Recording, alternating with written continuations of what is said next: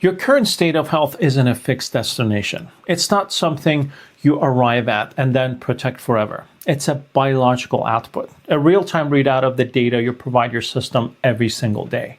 Through the food you eat, the way you move, how well you sleep, how inflamed your metabolism is, and how stable your blood sugar remains. You are continuously sending instructions to your cells. And over time, those instructions determine how much energy you have, how clearly you think, how reactive your immune system becomes, and ultimately what disease risk you build up. Many people watching this feel what I call biological friction. It's that sense that something is off, brain fog that never fully clears, joint discomfort without a clear diagnosis, a body that feels resistant to effort no matter how disciplined you are.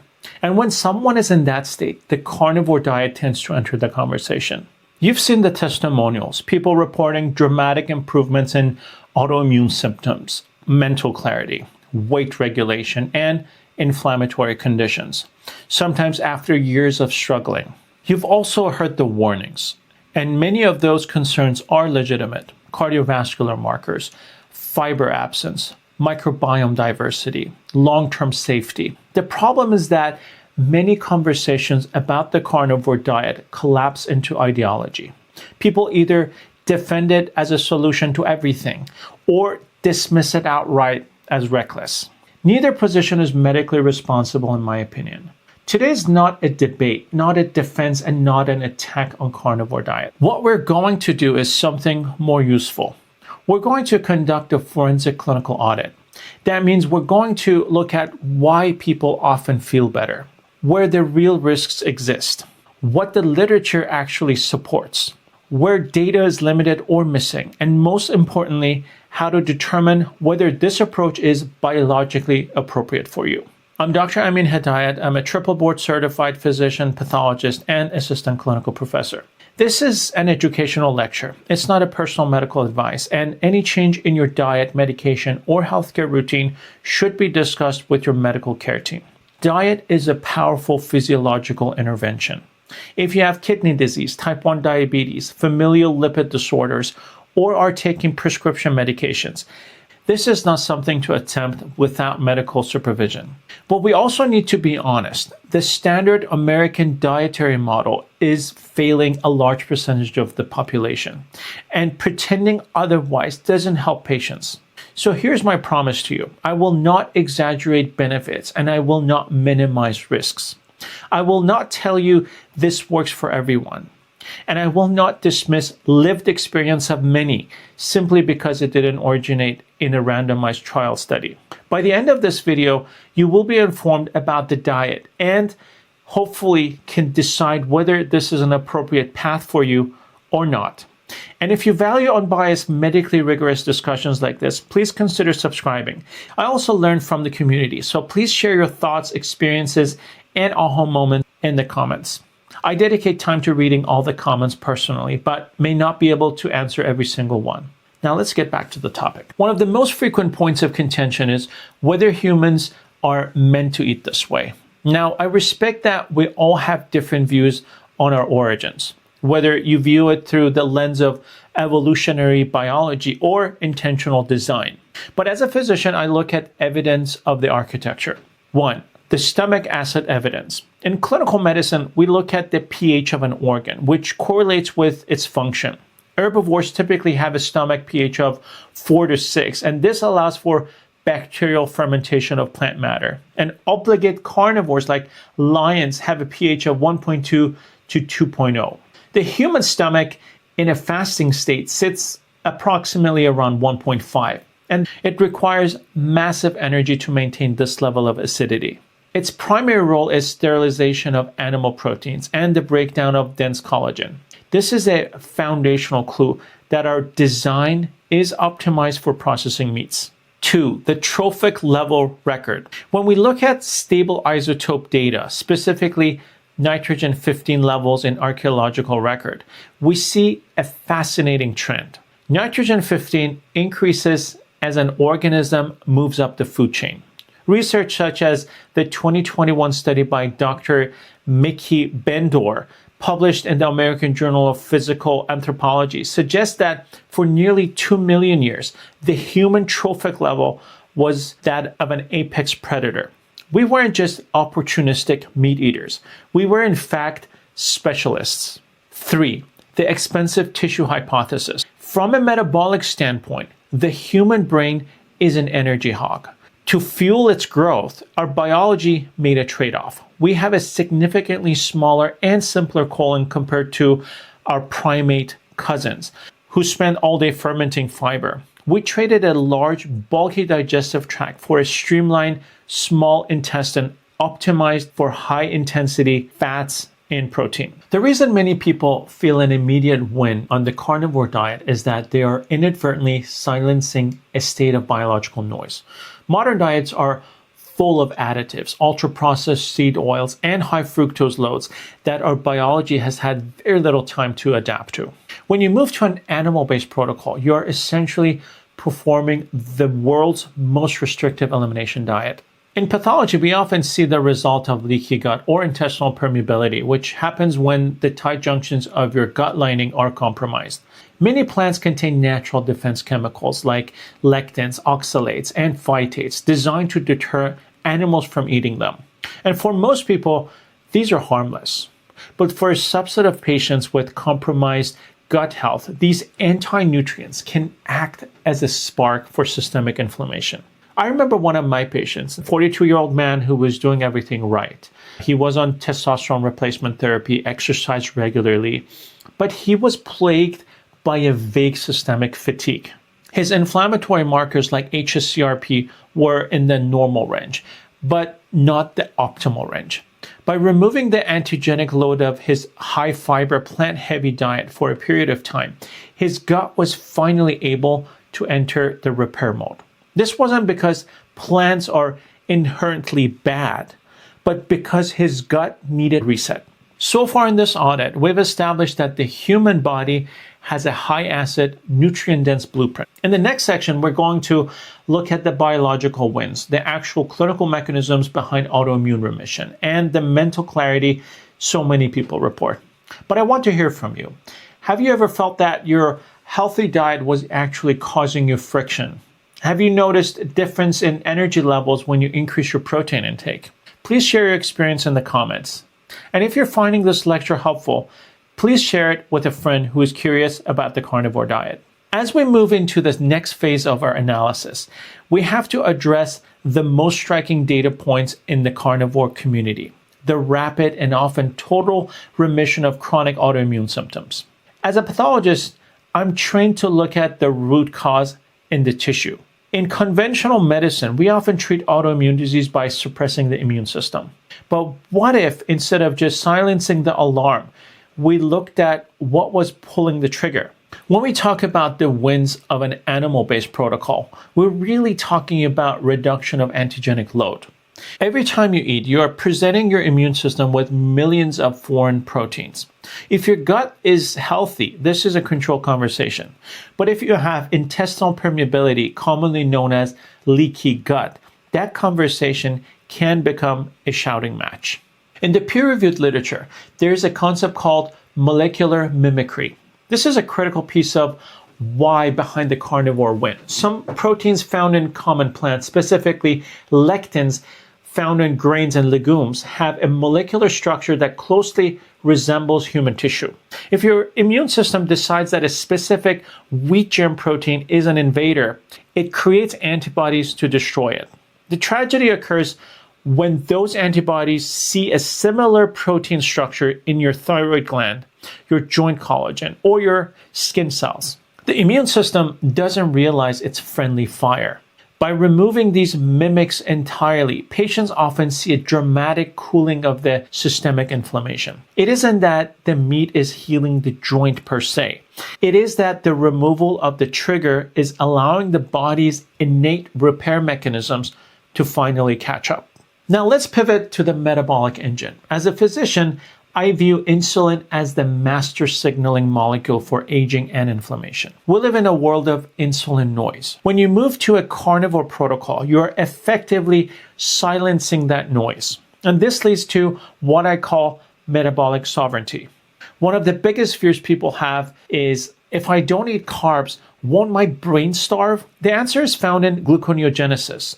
And it's because your liver is an incredible chemical factory that it can convert amino acids from the protein intake and glycerol from your fat stores into the exact amount of glucose your brain and red blood cells require. This leads to a stabilization of HOMA-IR, which stands for Homeostatic Model Assessment for Insulin Resistance.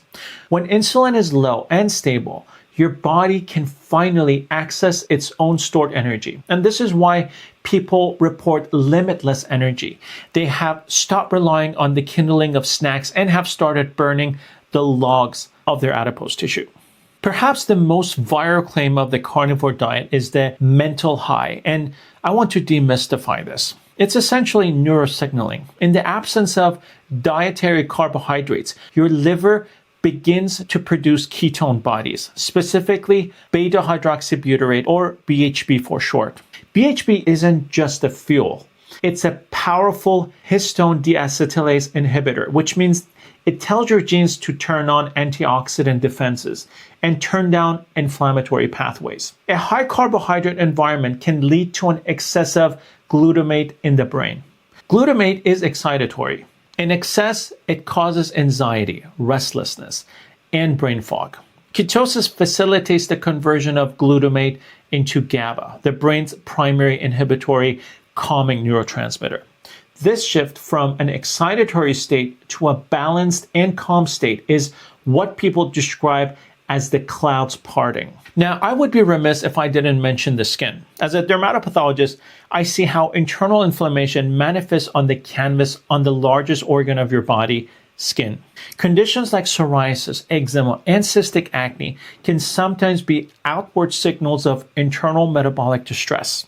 While these conditions are usually multifactorial in etiology, we know that high insulin upregulates IGF-1, and IGF-1 stands for insulin-like growth factor 1.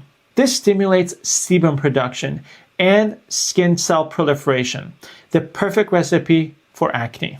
By auditing the diet and returning to a low insulin signal, many patients see their skin clear for the first time in their adult lives, partly because they remove inflammatory triggers in this extreme elimination diet. Now, it's easy to get caught up in the wins if we stop this video here. You might think I'm advocating for everyone to throw away their vegetables and buy a freezer full of beef.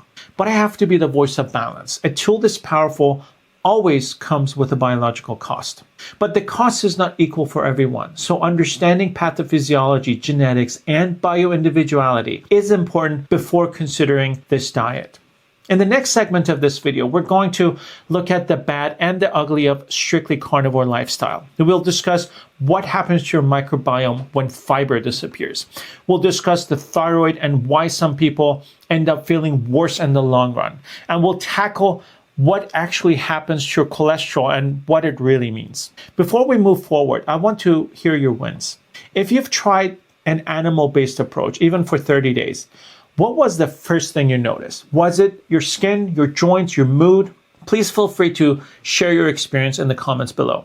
We've spent the first half of this audit discussing remarkable potential for restoration, but we have a duty to look at the side effects because there is no free lunch in biology.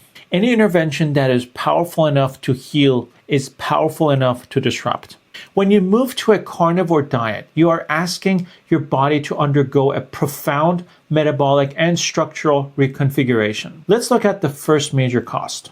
The most powerful criticism leveled against the carnivore diet by the scientific community is the total absence of fermentable fiber. The conventional wisdom based on decades of epidemiological data is that fiber equals diversity and diversity equals health.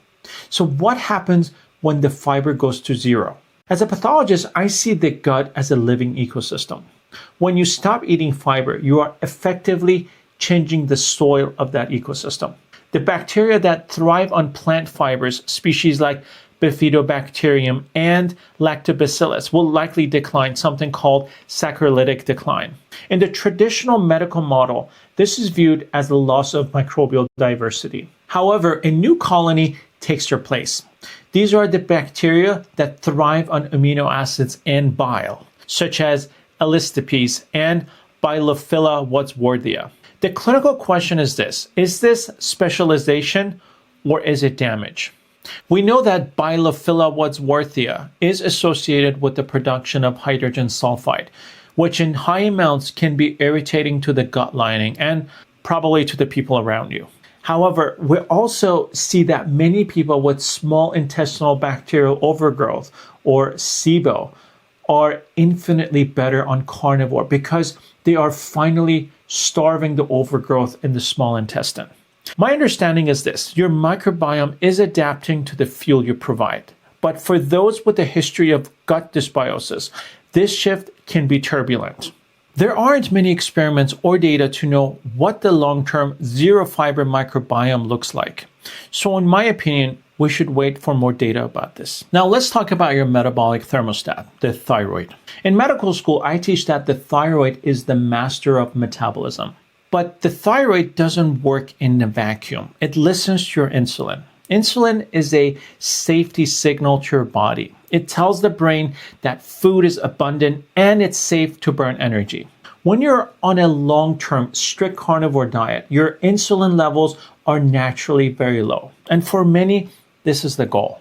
But for some, chronically low insulin signals to the body to go into conservation mode. We often see a drop in the active thyroid hormone, T3, in long-term ketogenic and carnivore dieters. This is something called euthyroid sick syndrome in a hospital setting. But in the keto community, it's viewed as thyroid efficiency. If you feel cold all the time, if your hair is thinning, or if your resting heart rate has dropped into the 40s and you feel lethargic, this is a biological cost. Your body is downregulating its metabolic rate to match the low insulin signal. This is where bioindividuality becomes paramount. Some people can thrive on zero carbs for years. Others need a metabolic nudge from a small amount of carbohydrates or an increase in total caloric intake to keep the thyroid signaling healthy. Now let's address the ugly. I'm talking about the first 30 days, the period that breaks most people. This isn't just a sugar craving period. It's a profound physiological crisis known as natriuresis of fasting. When your insulin drops, your kidneys receive a signal to stop holding on to sodium. You begin to dump salt at an accelerated rate, and where sodium goes, water, potassium, and magnesium follow. And this leads to what many call the keto flu. But as a pathologist, I see it as acute electrolyte imbalance. We're talking about heart palpitations, severe leg cramps, orthostatic hypotension, which is getting dizzy when you stand up quickly, and fatigue that feels crushing. The reality is that this isn't a failure of the carnivore diet. It is failure to prepare. If you don't manage your minerals with clinical precision during the first month, you are putting unnecessary stress on your cardiovascular system. Now let's talk about what could happen in the smallest room of your house, the toilet. Many people transition from a low-fat diet to a high-fat carnivore diet overnight. Your gallbladder, the organ that stores bile to digest fat, is like a muscle. If you haven't used it heavily in years, it's atrophied. And suddenly you hit it with 200 grams of animal fat. The result is often bile acid malabsorption, which leads to liquid diarrhea. This is a scary biological cost and a major reason for non-compliance. It takes time for the body to upregulate bile production and lipase enzymes. During this phase, your digestive machinery is simply overwhelmed. I hear some coaches call this a detoxing period, and I humbly disagree. We have to be honest about this transition if we want people to navigate it safely. So far, we've looked at the wins and the costs, but the biggest question remains, is it safe for your heart? And why does this work for your friend, but makes you feel like you're failing? In the next segment, we tackle the lipid elephant. We're going to look at ApoB, LDL, and the risk of heart disease with the most current science. And then we look at the DNA, the exact genetic markers that tell you if you should be eating this way or running in the other direction. Before we get to the lipids, I want to hear from the skeptics and the strivers. Did you struggle with the transition? Did you experience the heart palpitations or the digestive issues we just discussed? please share your experiences in the comment section. And if you're finding that this audit is giving you the balanced view you've been searching for, please turn on the notification to be the first to know about the next video as soon as it drops in the community. I bring weekly deep dives from various topics to make you get to know your body better, to heal, and to optimize it. We have now reached the most contentious chapter of this video. As a physician, I have to address a question that keeps some of my colleagues awake at night. What about your heart? When you adopt a carnivore diet, your intake of saturated fat increases. And for many, your LDL cholesterol, the so-called bad cholesterol, will rise. For some, it will rise into ranges that would normally trigger an immediate prescription for statin. But here's where the science gets nuanced. As a pathologist, I look at the mechanism of disease. We have to distinguish between LDL-C, the mass of cholesterol, and ApoB, the number of particles. There's a phenotype emerging in the peer-reviewed literature championed by researchers like Dr. Nick Norwitz and Dave Feldman, called the lean mass hyperresponder, or LMHR. These are individuals, often lean and metabolically healthy, who see their LDLs skyrocket to 300 to 500 milligram per deciliter, while their triglycerides drop to below 70 milligram per deciliter, and their HDL rises above 80 milligram per deciliter. Is this clinically dangerous? The honest medical answer is we're currently in the middle of the trials and still gathering definitive data. Traditional lipidology suggests that a high ApoB count over time increases the probability of particle becoming trapped in the arterial wall.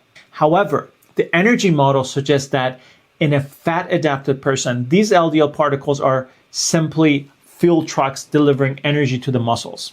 Clinically, many patients move beyond the standard lipid panel. If you're on this journey, you should be looking at your coronary artery calcium or coronary CT angiography. In addition to knowing what your blood looks like, you want to know if your arteries are actually building plaque. If your markers are high, but your arteries are clean, and your systemic inflammation measured by hs-CRP is very low, you are in a very different risk category than a sedentary, inflamed individual with the same LDL. And this is one of the main reasons I refuse to say the carnivore diet is for everyone.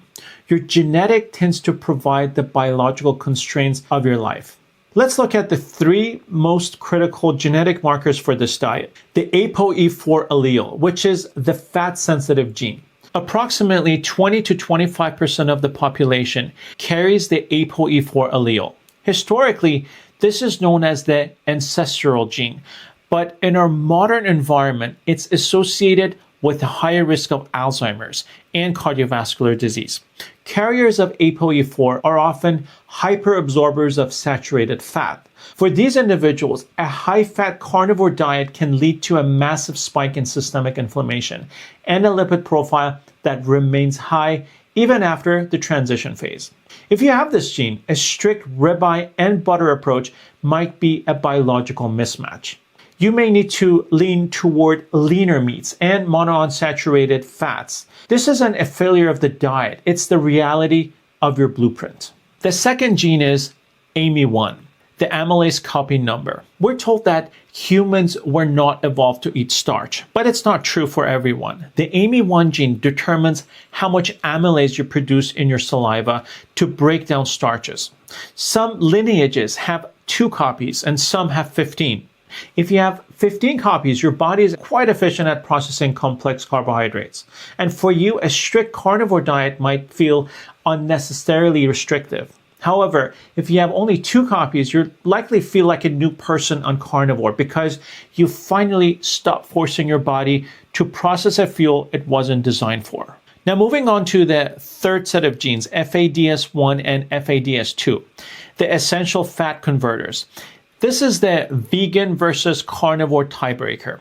These genes control how well you convert plant-based omega-3s, ALAs, into the EPA and DHA that your brain requires. If you're a poor converter, you can't survive, let alone thrive, without animal fats.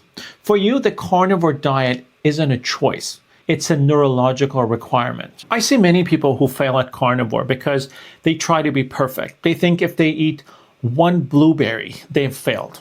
This is where we need to be compassionate and direct. If your blood work shows that your thyroid is struggling, or if your ApoE4 status makes high saturated fat a risk, you might need a pivot. For you, this might mean a carnivore-ish approach where 90% of your nutrition comes from animal sources to keep the autoimmune benefits, but you add in specific low toxin plants like avocados, olives, or berries to provide the metabolic signaling your body is asking for.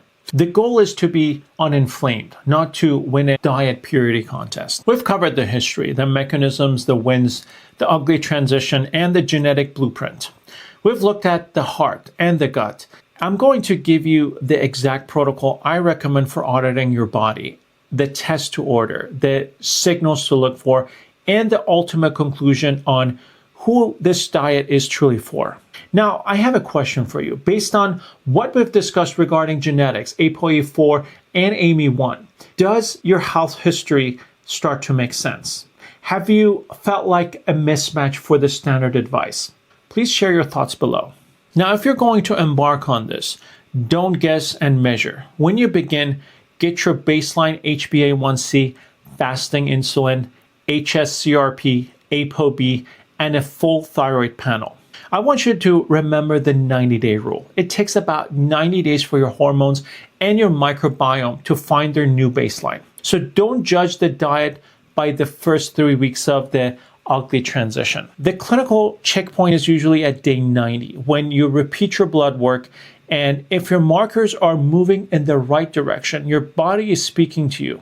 If your inflammation is rising or your energy is crashing, the audit is telling you to adjust or pivot. Now, we can have definitive health audit without addressing the glutide revolution. I did 3 deep dives last month on GLP-1 agonists and ways to naturally wake up your GLP-1 production. As you know, in the last few years, medications like Ozempic, Mounjaro, and their successors have fundamentally changed the clinical landscape of weight loss. But as a doctor, I'm seeing a dangerous intersection. People combining these powerful peptides with a carnivore diet without understanding the unique biological demands this creates. So I want to cover this topic briefly as well. GLP-1 is a hormone naturally produced in your gut.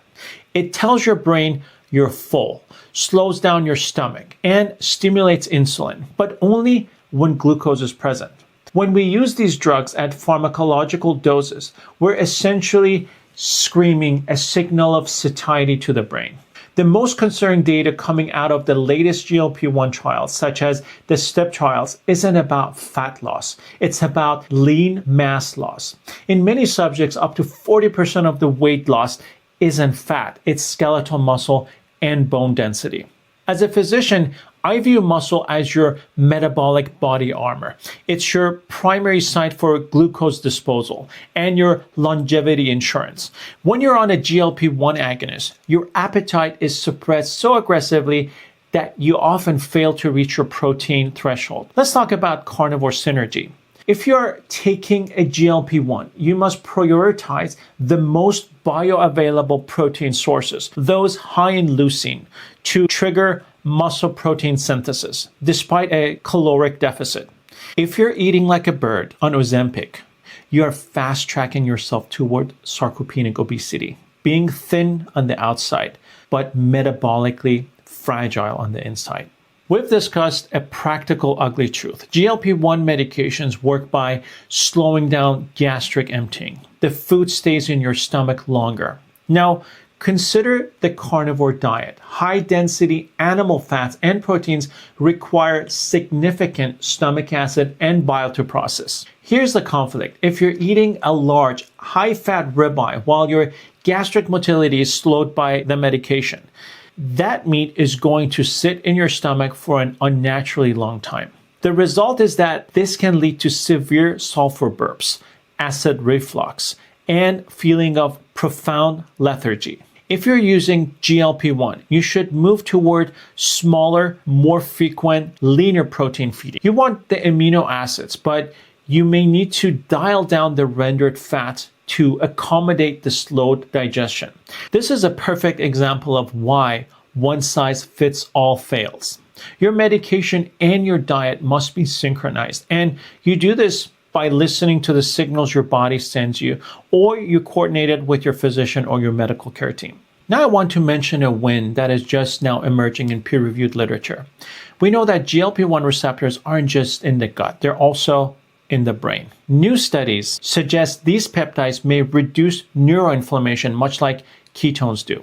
There's a fascinating potential synergy here. By combining the anti-inflammatory signaling of a carnivore-based ketogenic state with the neuroprotective signals of GLP-1 medications, we may be looking at the future of treating neurodegenerative diseases.